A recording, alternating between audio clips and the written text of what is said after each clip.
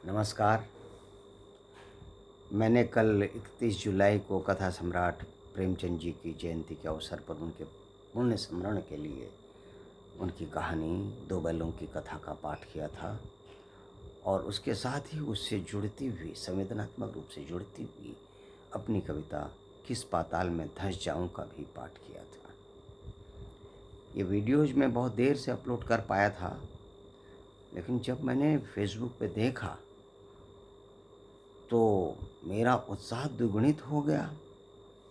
उसमें कमेंट था, मेरे बहुत प्रिय भाई मित्र कहें या जो भी कह लें, वो बहुत कोई साधारण आदमी नहीं है। वो हैं प्रखर पत्रकार, विश्व वार्ता अखबार के संपादक भाई जगदीश जोशी जी। उन्होंने जो कमेंट किया उसने मेरे उत्साह को द्विगुणित कर दिया है। मेरे लिए उनका कमेंट एक तरीके से टॉनिक का काम कर रहा है। तो उस टॉनिक की शक्ति को लेकर बिना किसी पहले से कोई इरादा हुए भी किए भी मैं आज फिर से उपस्थित हो गया हूँ। और भाई जोशी जी का तो आग्रह है कि मैं इसको रोकूं ना, मैं ऐसा कार्यक्रम या इस प्रकार का ये पाठ सामने लाता ही रहूं। मैं वचन तो नहीं दे पाऊंगा, लेकिन कोशिश मेरी पूरी रहेगी, क्योंकि टॉनिक का लोभ मुझे आलस से हटा देगा और मैं आपके सामने आ जाऊंगा। तो आज मैं प्रेमचंद जी की दूसरी एक कहानी बालक का पाठ कर रहा हूं और आगे के जो भी कहानी पाठ होंगे उनमें मैं थोड़ा बहुत प्रेमचंद जी के बारे में मेरे अपने जो उद्गार हैं और साथ ही साथ जो भी कहानी होगी उससे जैसा मैं ग्रहण कर पा रहा हूँगा वैसी अपनी कोई बात भी आपसे साझा करूँगा, या मेरी किसी और रचना से उसमें संवेदनात्मक साम्य होगा उसकी बात ज़रूर करूँगा। तो शुरू करते हैं। आज की कहानी है बालक। गंगू को लोग ब्राह्मण कहते हैं और वो अपने को समझता भी है। मेरे रईस और खिदमतगार मुझे दूर से सलाम करते हैं। गंगू मुझे कभी सलाम नहीं करता। वो शायद मुझे पालागन की आशा रखता है, वो मुझसे पालागन की आशा रखता है। मेरा जूठा गिलास कभी हाथ से नहीं छूता और ना मेरी कभी इतनी हिम्मत हुई कि उससे पंखा झलने को कहूँ। जब मैं पसीने से तर होता हूँ और वहाँ कोई दूसरा आदमी नहीं होता तो गंगू आप पंखा उठा लेता है, लेकिन उसकी मुद्रा से ये भाव स्पष्ट प्रकट होता है कि मुझ पर कोई एहसान कर रहा है। खैर, और मैं भी न जाने क्यों फौरन ही उसके हाथ से पंखा छीन लेता हूँ। उग्र स्वभाव का मनुष्य है, किसी की बात नहीं सह सकता। ऐसे बहुत कम आदमी होंगे जिनसे उसकी मित्रता हो। सही खिदमतगार के साथ बैठना शायद वो अपमानजनक समझता है। मैंने उसे किसी से मिलते जुलते नहीं देखा। आश्चर्य यह है कि उसे भंग बूटी से प्रेम नहीं, जो इस श्रेणी के मनुष्यों में एक असाधारण गुण है। मैंने उसे कभी पूजा पाठ करते या नदी में स्नान करते नहीं देखा। बिल्कुल निरक्षर है, लेकिन फिर भी वो ब्राह्मण है और चाहता है कि दुनिया उसकी प्रतिष्ठा तथा मान करे। और क्यों न चाहे, जब पुरखाओं की पैदा की हुई संपत्ति पर आज लोग अधिकार जमाए हुए हैं तो उसी शान से मानो खुद पैदा किए हों, वो क्यों उस प्रतिष्ठा और सम्मान को त्याग दें जो उसके पुरखाओं ने संचय किया था। वो उसकी बपौती है। मेरा स्वभाव कुछ इस तरह का है कि अपने नौकरों से बहुत कम बोलता हूँ। चाहता हूँ जब तक मैं खुद न बुलाऊं कोई मेरे पास ना आए। मुझे ये अच्छा नहीं लगता कि ज़रा सी बातों के लिए नौकरों को आवाज़ देता फिरूं। मुझे अपने हाथ से सुराही से पानी उड़ेल लेना, अपना लैंप जला लेना, अपने जूते पहन लेना या अलमारी से कोई किताब निकाल लेना, इससे कहीं ज़्यादा सरल मालूम होता है कि हींगन और मैकू को पुकारूं। इससे मुझे अपनी स्वेच्छा और आत्मविश्वास का बोध होता है। नौकर भी मेरे स्वभाव से परिचित हो गए हैं और बिना ज़रूरत मेरे पास बहुत कम आते हैं। इसलिए एक दिन जब प्रातःकाल गंगू मेरे सामने आकर खड़ा हो गया तो मुझे बहुत बुरा लगा। ये लोग जब आते हैं तब पेशगी हिसाब में कुछ मांगने के लिए या किसी दूसरे नौकर की शिकायत करने के लिए। मुझे ये दोनों ही बातें अत्यंत अप्रिय हैं। मैं पहली तारीख को हर एक का वेतन चुका देता हूँ और बीच में कुछ कोई मांगता है तो क्रोध आ जाता है। कौन 2-2 4-4 रुपये का हिसाब रखता फिरे। फिर जब किसी को महीने भर की पूरी मजूरी मिल गई तो उसे क्या हक है कि 15 दिन में खर्च कर दे और ऋण या पेशगी की शरण ले। और शिकायतों से मुझे घृणा है। मैं शिकायतों को दुर्बलता का प्रमाण मानता हूँ या ठकुर सुहादी की क्षुद्र चेष्टा। मैंने माथा सिकोड़कर कहा, क्या बात है, मैंने तो तुम्हें बुलाया नहीं। गंगू के तीखे अभिमानी मुख पर आज कुछ ऐसी नम्रता, कुछ ऐसी याचना, कुछ ऐसा संकोच था कि मैं चकित हो गया। ऐसा जान पड़ा वो कुछ जवाब देना चाहता है मगर शब्द नहीं मिल रहे। देखते हैं क्या है। मैंने ज़रा नम्र होकर कहा, आखिर क्या बात है, कहते क्यों नहीं? तुम जानते हो ये मेरे टहलने का समय है, मुझे देर हो रही है। गंगू ने निराशा भरे स्वर में कहा, तो आप हवा खाने जाइए, मैं फिर आ जाऊंगा। यह अवस्था और भी चिंताजनक थी। इस जल्दी में तो वो एक क्षण में अपना वृतांत कह सुनाएगा। वो जानता है कि मुझे ज़्यादा अवकाश नहीं है। दूसरे अवसर पर तो दुष्ट घंटों रोएगा। मेरे कुछ लिखने पढ़ने को तो वो शायद काम समझता हो, लेकिन विचार का जो मेरे लिए सबसे कठिन साधना है वो मेरे विश्राम का समय समझता है। वो उसी वक्त आकर मेरे सिर पर सवार हो जाएगा। मैंने निर्दयता के साथ कहा, क्या कुछ पेशगी मांगने आए हो? मैं पेशगी नहीं देता। जी नहीं सरकार, मैंने तो कभी पेशगी नहीं मांगा। तो क्या किसी की शिकायत करना चाहते हो? मुझे शिकायतों से घृणा है। जी नहीं सरकार, मैंने तो कभी किसी की शिकायत नहीं की। गंगू ने अपना दिल मजबूत किया। उसकी आकृति से स्पष्ट झलक रहा था मानो ये कोई छलांग मारने के लिए अपनी सारी शक्तियों को एकत्र कर रहा हो। और लड़खड़ाती हुई आवाज़ में बोला, मुझे आप छुट्टी दे दें, मैं आपकी नौकरी अब नहीं कर पाऊंगा। ये इस तरह का पहला प्रस्ताव था जो मेरे कानों में पड़ा। मेरे आत्मविश्वास को चोट लगी। मैं जब अपने को मनुष्यता का पुतला समझता हूँ, अपने नौकरों को कभी कटवचन नहीं कहता, अपने स्वामित्व को यथासाध्य म्यान में रखने की चेष्टा करता हूँ, तब मैं इस प्रस्ताव पर क्यों न विस्मित हो जाता। कठोर स्वर में बोला, क्यों, क्या शिकायत है? आपने तो हुजूर जैसा अच्छा स्वभाव पाया वैसा क्या कोई पाएगा, लेकिन एक बात ऐसी आ पड़ी है कि मैं अब आपके यहाँ नहीं रह सकता। ऐसा न हो कि पीछे से कोई बात हो जाए तो आपकी बदनामी हो। मैं नहीं चाहता कि मेरी वजह से आपकी आबरू में बट्टा लगे। मेरे दिल में उलझन पैदा हो गई। जिज्ञासा की अग्नि प्रचंड हो गई।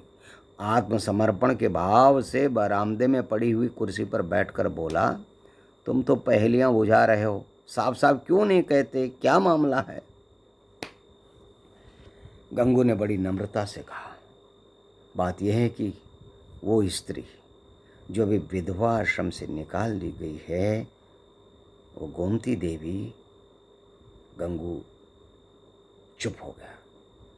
मैंने अधीर होकर कहा, हाँ निकाल दी गई है, तो फिर तुम्हारी नौकरी से उसका क्या संबंध?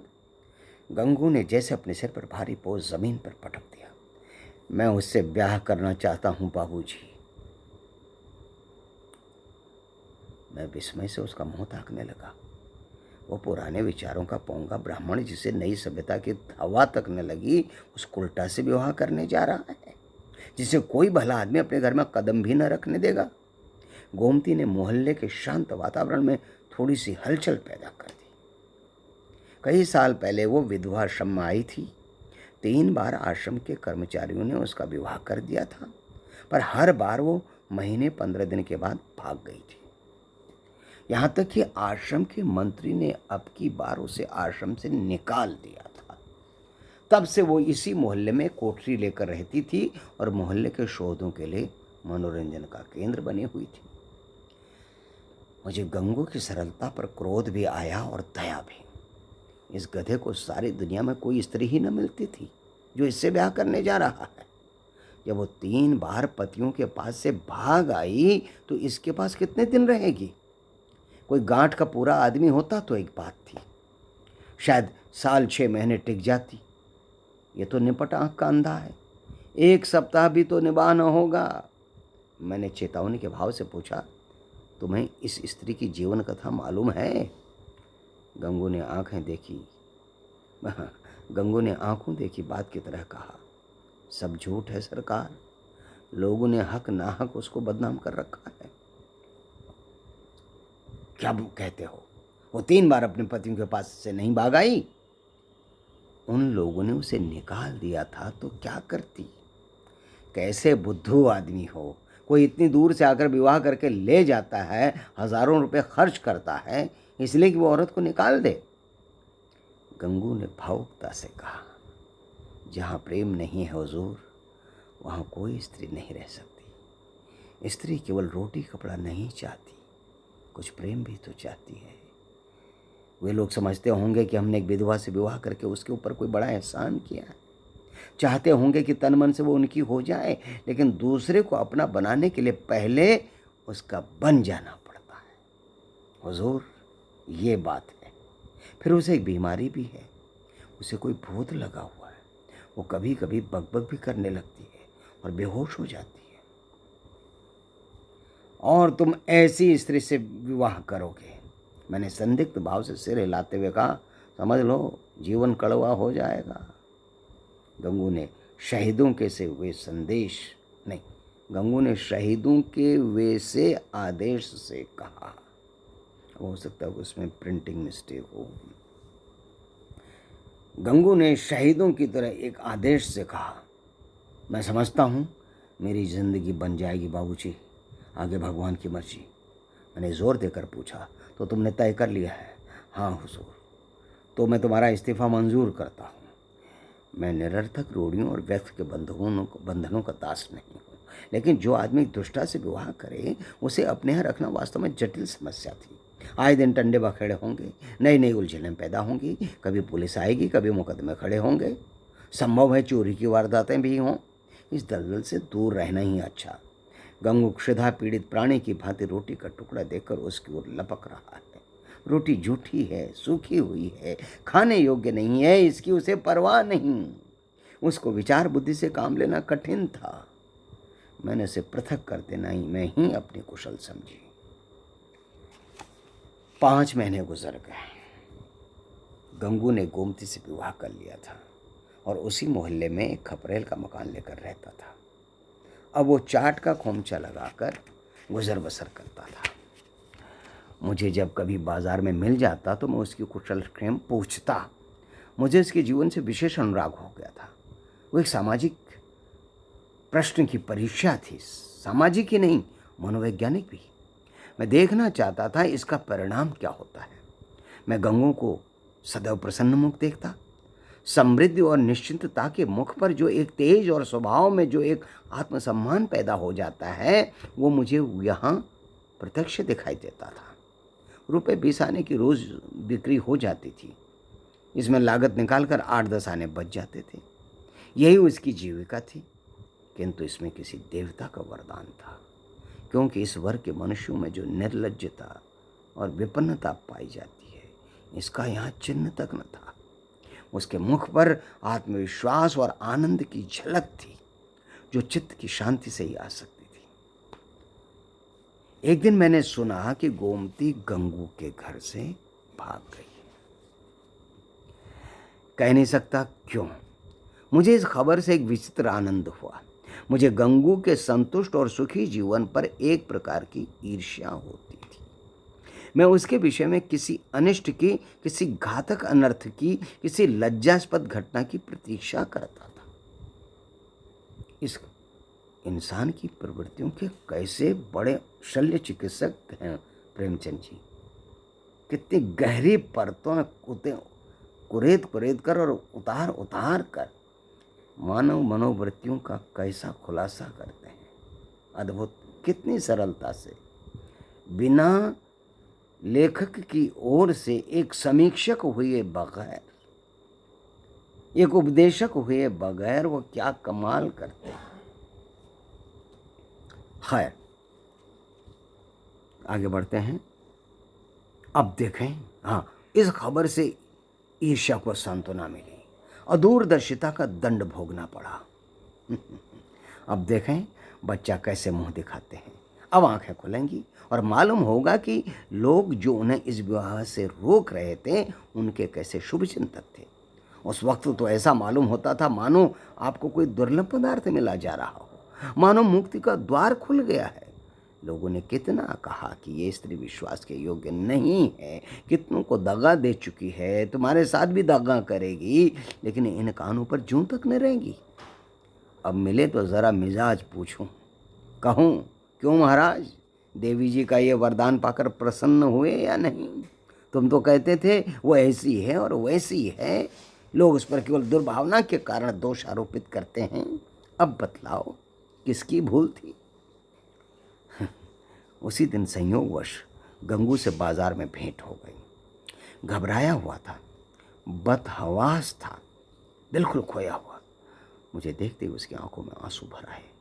लज्जा से नहीं, व्यथा से मेरे पास आकर बोला, बाबूजी, गोमती ने मेरे साथ भी विश्वासघात किया। मैंने कुटिल आनंद से लेकिन सहानुभूति कृत्रिम दिखाकर कहा, तुमसे तो मैंने पहले ही कहा था, लेकिन तुम माने ही नहीं। अब सब्र करो, इसके सिवा और क्या उपाय है? रुपए पैसे ले गई या कुछ छोड़ गई? गंगू ने छाती पर हाथ रखा। ऐसा जान पड़ा मानो मेरे प्रश्न ने उसके हृदय को विदीर्ण कर दिया। अरे बाबूजी, ऐसा न कहिए, उसने थैले की भी चीज़ नहीं छुई, अपना जो कुछ था वो भी छोड़ गई। न जाने मुझ में क्या बुराई दिखी, मैं उसके योग्य न था और क्या कहूँ। वो पढ़ी लिखी थी और मैं करिया अक्षर, भैंस बराबर। मेरे साथ इतने दिन रही यही बहुत था। कुछ दिन और उसके साथ रह जाता तो आदमी बन जाता। उसका आपसे कहाँ तक बखान करूं हुजूर? औरों के लिए चाहे जो कुछ हो, मेरे लिए तो किसी देवता का आशीर्वाद थी। न जाने मुझसे क्या ऐसे खता हो गई, मगर कसम ले लीजिए जो उसके मुख पर मैल तक आया हो। मेरी औकात ही क्या है बाबूजी, 10-12 आने का मजूर हूँ, पर इसी में उसके हाथों इतनी बरकत थी कि कभी कमी नहीं पड़ी। कैसे कैसे चरित्र खोज लाते हैं प्रेमचंद जी, बिल्कुल अलग से, लेकिन हमारे बीच के ही लगते हुए भी बिल्कुल अलग से गढ़े हुए, बिल्कुल सर्जित किए हुए, और हैं हमारे बीच के ही। ये कौशल है उनका, सहज सरल दुर्लभ कौशल। मुझे इन शब्दों से घोर निराशा हुई। मैंने समझा था वो उसकी बेवफाई की कथा कहेगा और मैं उसकी अंधभक्ति पर कुछ सहानुभूति प्रकट करूंगा, मगर उस मूर्ख की आंखें तक नहीं खुली। अब भी वो उसी का मंत्र पढ़ा जा रहा है। अवश्य ही इसका चित्त कुछ अव्यवस्थित है। मैंने कुटिल परिहास आरंभ किया, तो तुम्हारे घर से कुछ नहीं ले गई? कुछ भी नहीं बाबूजी, धेले की भी चीज़ नहीं, और तुमसे प्रेम भी बहुत करती थी। अब आपसे क्या कहूँ बाबूजी, यह प्रेम तो मरते दम तक याद रहेगा, और फिर भी तुम्हें छोड़कर चली गई। यही तो आश्चर्य है बाबूजी। तेरिया चरित्र का नाम कभी सुना है? अरे बाबूजी, ऐसा न कहिए, मेरी गर्दन पर कोई छुरी रख दे तो भी मैं उसका यश ही गाऊंगा। तो फिर ढूंढ निकालो। हाँ मालिक, जब तक उसे ढूंढ न लाऊंगा मुझे चैन आएगा। मुझे इतना मालूम हो जाए वो कहाँ है, फिर तो मैं उसे ले ही आऊँगा। और बाबूजी, मेरा दिल कहता है कि वो आएगी ज़रूर। देख लीजिएगा, वो मुझसे रूठ कर नहीं गई, लेकिन दिल नहीं मानता। जाता हूँ, 1-2 महीने जंगल पहाड़ की धूल छानूंगा, जीता रहा तो फिर आपके दर्शन करूँगा। और ये कहकर वो उन्माद की दशा में एक तरफ चल दिया। इसके बाद मुझे एक ज़रूरत से नैनीताल जाना पड़ा, सैर करने के लिए नहीं। 1 महीने के बाद लौटा और अभी कपड़े भी न उतारने पाया था कि देखता हूँ गंगू एक नवजात शिशु को गोद में लिए खड़ा है। शायद कृष्ण को पाकर नंद भी इतने पुलकित न हुए होंगे। मालूम होता था उसके रोम रोम से आनंद फूट पड़ता है। चेहरे और आंखों से कृतज्ञता और श्रद्धा के राग से निकल रहे थे। कुछ वही भाव था जो किसी क्षुधा पीड़ित भिक्षुक के चेहरे पर भरपेट भोजन करने के बाद नजर आता है। मैंने पूछा, कहो महाराज, गोमती देवी का कुछ पता लगा? तुम तो बाहर गए थे। गंगू ने आपे मना समाते हुए जवाब दिया, हाँ बाबूजी, आपके आशीर्वाद से ढूंढ लिया। लखनऊ के जनाना अस्पताल में मिली। यहाँ एक सहेली से कह गई थी कि अगर वो बहुत घबराएं तो बतला देना। मैं सुनते ही लखनऊ भागा और उसे घसीट लाया। अब घाटे में ये बच्चा भी मिल गया। उसने बच्चे को उठाकर मेरी तरफ बढ़ाया, मानो कोई खिलाड़ी तमगा पाकर दिखा रहा हो। मैंने उपहास के भाव से पूछा, अच्छा, ये लड़का भी मिल गया? शायद इसीलिए वो यहाँ से भागी थी। है तो तुम्हारा ही लड़का।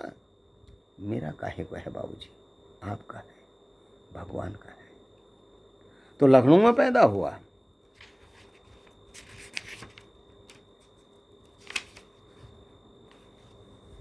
हाँ बाबूजी, अभी तो कुल 1 महीने का है। तुम्हारा विवाह हुए कितने दिन हुए? ये 7वां महीना जा रहा है। तो शादी के 6ठे महीने में पैदा हुआ। और क्या बाबूजी, फिर भी तुम्हारा लड़का है? हाँ जी। कैसी बेसिर पैर की बातें कर रहे हो? मालूम नहीं वो मेरा आशय समझ रहा था या बन रहा था। उसी निष्कपट भाव से बोला, मरते मरते बची बाबूजी, नया जन्म हुआ है। 3 दिन 3 रात छटपटाती रही, कुछ ना पूछिए। मैंने अब जरा व्यंग भाव से कहा, लेकिन 6 महीने में लड़का होते आज ही सुना है। ये चोट निशाने पर जा बैठी, मुस्कुरा कर बोला, अच्छा ये बात, मुझे तो उसका ध्यान भी नहीं आया। इसी भय से तो गोमती भागी थी। मैंने कहा, गोमती, अगर तुम्हारा मन मुझसे नहीं मिलता तो तुम मुझे छोड़ दो, मैं अभी चला जाऊंगा और फिर कभी तुम्हारे पास ना आऊँगा। तुमको जब कुछ काम पड़े तो मुझे लिखना, मैं भरसक तुम्हारी मदद करूंगा। मुझे तुमसे कुछ मलाल नहीं है। मेरी आंखों में तुम अब भी उतनी ही भली हो, अब भी मैं तुम्हें उतना ही चाहता हूँ। नहीं, अब मैं तुम्हें और ज़्यादा चाहता हूँ। लेकिन अगर तुम्हारा मन मुझसे फिर नहीं गया है तो मेरे साथ चलो। गंगू जीते जी तुमसे बेवफाई नहीं करेगा। मैंने तुमसे इसलिए विवाह नहीं किया कि तुम देवी हो, बल्कि इसलिए कि मैं तुम्हें चाहता था और सोचता था कि तुम भी मुझे चाहती हो। ये बच्चा मेरा बच्चा है, मेरा अपना बच्चा है। मैंने एक बोया हुआ खेत लिया तो क्या उसकी फसल को इसलिए छोड़ दूंगा कि उसे किसी दूसरे ने बोया था? ये कहकर उसने जोर से ठट्टा मारा। मैं कपड़े उतारना भूल गया। कह नहीं सकता क्यों मेरी आंखें सजल हो गईं। न जाने वो कौन सी शक्ति थी जिसने मेरे मनोगत घृणा को दबाकर मेरे हाथों को बढ़ा दिया। मैंने उस निष्कलंक बालक को गोद में ले लिया और इतने प्यार से उसका चुंबन लिया कि शायद अपने बच्चों का भी न लिया होगा। गंगू बोला, बाबूजी, आप बड़े सज्जन हैं। मैं गोमती से बार बार आपका बखान किया करता हूँ। कहता हूँ चल एक बार उनके दर्शन करा, मारे लाज के आती ही नहीं। मैं और सज्जन? अपनी सज्जनता का पर्दा आज मेरी आंखों से हटा। मैंने भक्ति से डूबे हुए सर में कहा, नहीं जी, मेरे जैसे कलुषित मनुष्य के पास ये क्या आएगी। चलो मैं उनके दर्शन करने चलता हूँ। तो मुझे सज्जन समझते हो? मैं ऊपर से सज्जन हूँ पर दिल का कमीना। असली सज्जनता तुम में है और ये बालक वो फूल है जिससे तुम्हारी सज्जनता की महक निकल रही है। मैं बच्चे को छाती से लगाए हुए गंगू के साथ चल दिया। तो फिर कल परसों की किसी भी समय